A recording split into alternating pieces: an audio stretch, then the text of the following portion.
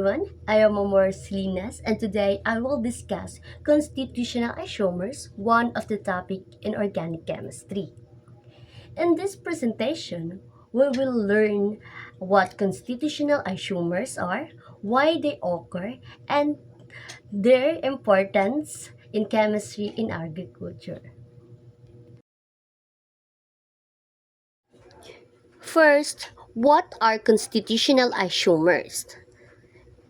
Constitutional isomers are compounds that have the same molecular formula pero different structure formulas. Meaning, parehas sila og number sa carbon o hydrogen atoms pero lahi ang pag-connect sa ilang atoms.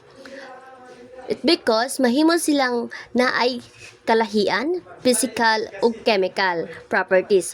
For example, ang C4H10 is mahimo siyang makabuo siya og duha ka different compounds.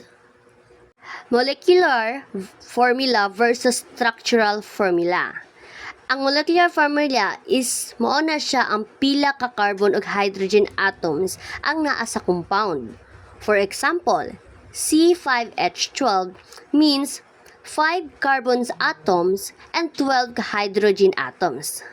And while ang structural formula is nagpakita kung giun sa pag-connect ang atoms or ang mga atoms. So, mao kung bisan pag sila ay o bisan pa og parehas sila nga molecular nga formula, pwede gihapon sila sa lahi nga ilang nga mga structure. Why constitutional isomers occur? So, ngano nga na may constitutional isomers? It is because carbon is very flexible. Ang carbon is maka-form siya 4 covalent bonds ug makahimo siya straight chain or branch chain. So mao nga bisan pagparehas sila molecular formula, mahimo gyapon sila lain og arrangement. Example, butane. Let's take butane an example. So ang molecular formula niya kay C4H10. It has two constitutional isomers. Ang first kay N-butane nga straight chain. Ang second kay isobutane or 2-methylpropane nga branch chain. Pareha sila og molecular formula pero lahi sila arrangement sa carbon atoms. Next, pentane with molecular formula C5H12. Kini siya is naa siya 3 constitutional isomers and pentane, 2-methylbutane, and 2,2-dimethylpropane. Pareha sila og number of atoms, pero lahi ang carbon arrangement. Mao ang constitutional isomers gihapon na sila or same gihapon sila. 5 isomers of hexane. Ang hexane is with molecular formula C6H12. And naa siya 5 constitutional isomers.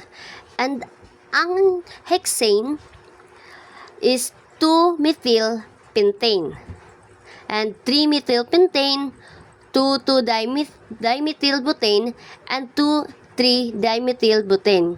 Lahi sila structures, bisan pareha sila molecular formula. Longest carbon chain.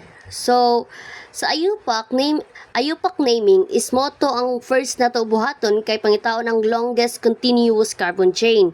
Is mo nang mahimo siyang parent name.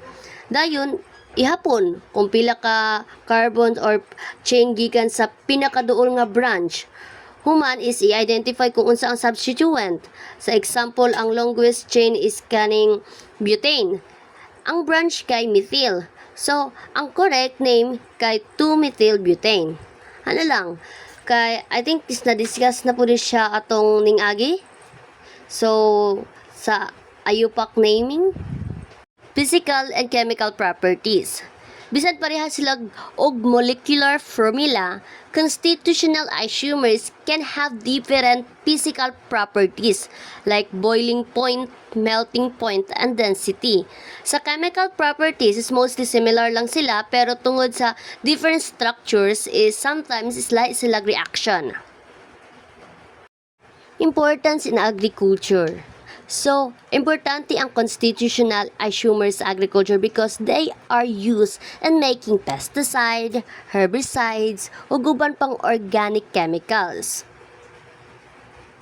Importance in organic chemistry. Sa organic chemistry is makatabang sila sa pag-identify sa compounds o sa paghimo sa mga medicines and foods, products o industrial chemicals. In summary, to summarize constitutional isomers are compounds with the same molecular formula but different structural formulas. Nag-exist sila because carbon atoms can connect in different ways. Kabalotaan na, di ba? And tungod sa different arrangement is mahimo sila nga na different properties. Muna ang pinaka-importante sa constitutional isomers sa organic chemistry, agriculture, medicine, and industry. Thank you everyone for listening, and that's all for my presentation.